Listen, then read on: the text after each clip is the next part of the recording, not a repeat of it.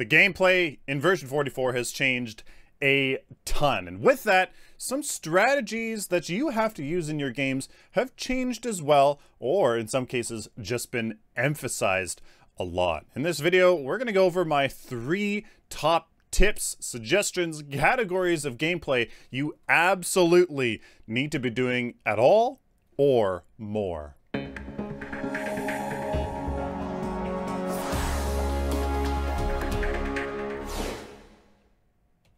Amazon is the tried and true way of shopping for anything you need or want at the lowest prices. Support the channel at no cost to you by doing your Amazon shopping through the link in the video description.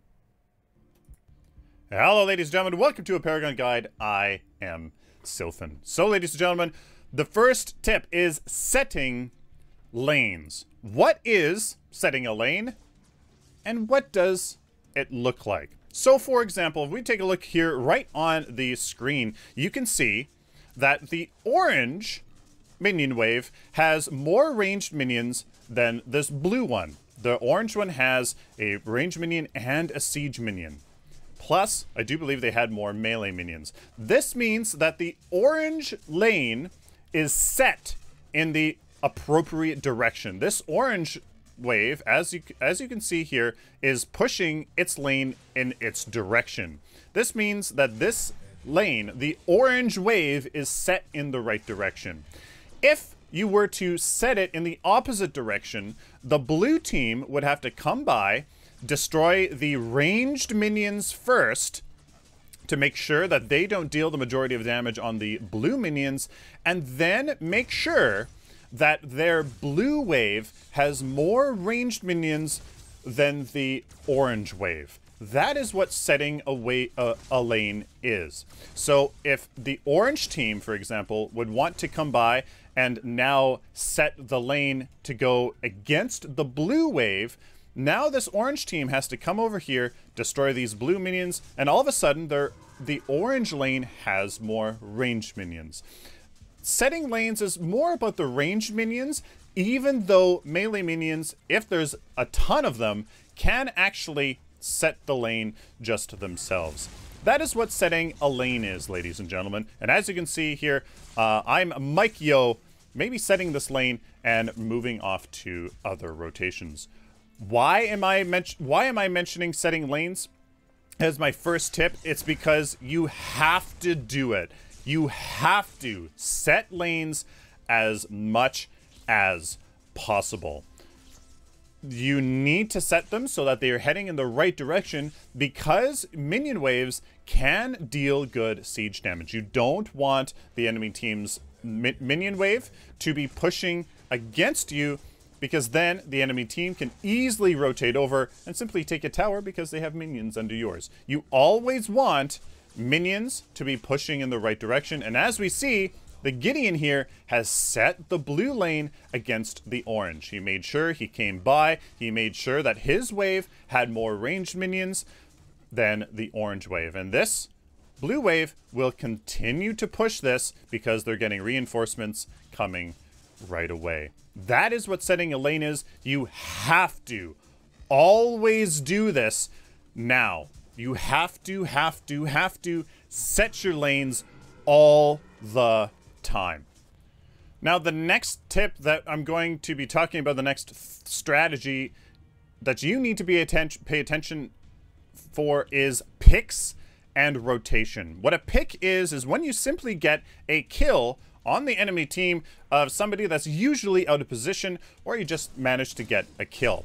Why do you care about picks? Why are they so important? Because it gives you a numbers advantage. Now here, the orange team tries to get a pick here. They try to get a kill on the blue team, but the blue team turns it around, and here I am trying to set this wave before I see that my team has the advantage, so I'm setting that lane before coming over to get this objective. We're going to talk about why you want picks and why you should do rotations in just a moment, but you want to get picks and rotate. What the numbers advantage does is it puts, now, as we can see, the orange team at a very significant disadvantage simply of having less heroes to combat over this objective here.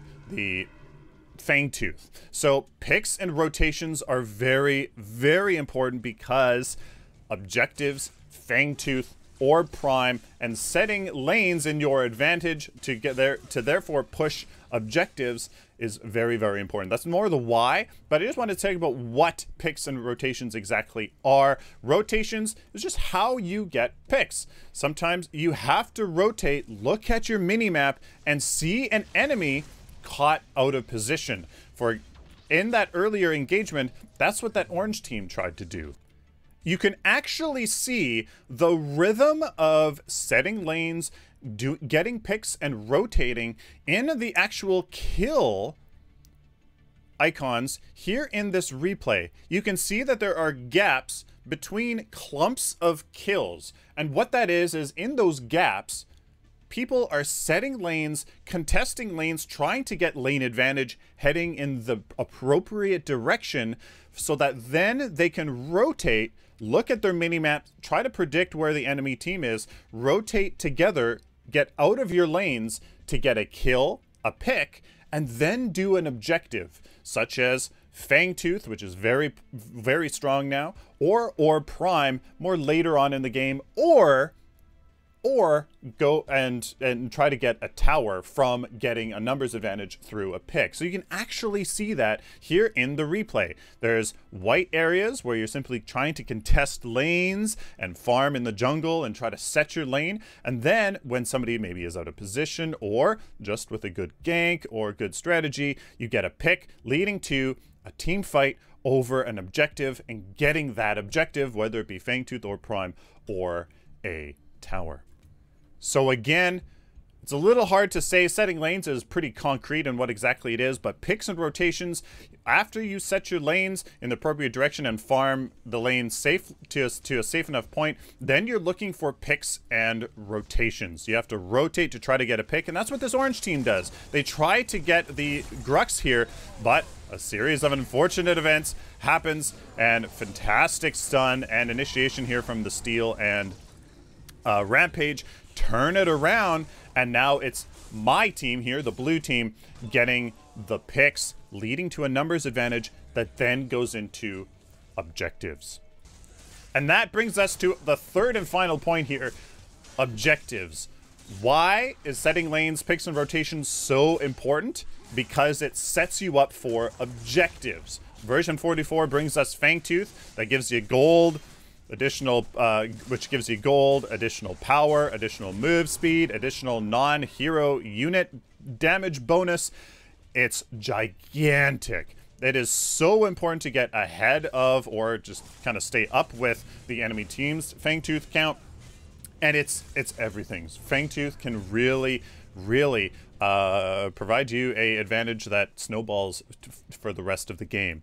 Objectives are everything, and that's not only including Fangtooth, that is including towers. Again, why do you set lanes? So that minions are heading in your direction. They're heading in the direction towards the enemy team, so that when you get picks and when you rotate from the lane that you're setting, you can easily go straight to an objective, whether that be Fangtooth or a tower that's maybe pushed in your direction, like we see here, because Mike, the Gideon there, set this left lane. You can see it's pushed up to the tower, meaning that I can just be like, I can handle this Revenant. I'm just gonna go get the objective.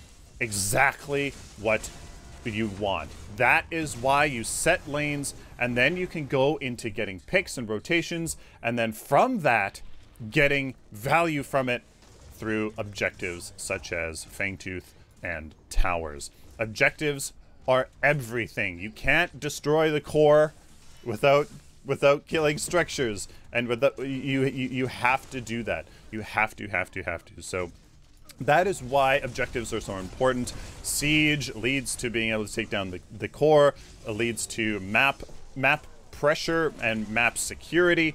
And it just snowballs into eventually killing the core. So there you guys go. As you can see there, from good lane setting in this scenario that led to a good pick in the mid lane, leading to a good objective of Fangtooth, leading to good map pressure because of the fact that we set our lanes. We got a left inhibitor, or left tier 2 there. Then we rotated mid into a good team fight that could have gone either way. It could have gone either way, but simply we executed that better. So there you guys go. Perfect example of what version 44 is all about. It setting lanes, getting picks, and having good rotations into getting objectives is so much emphasized more.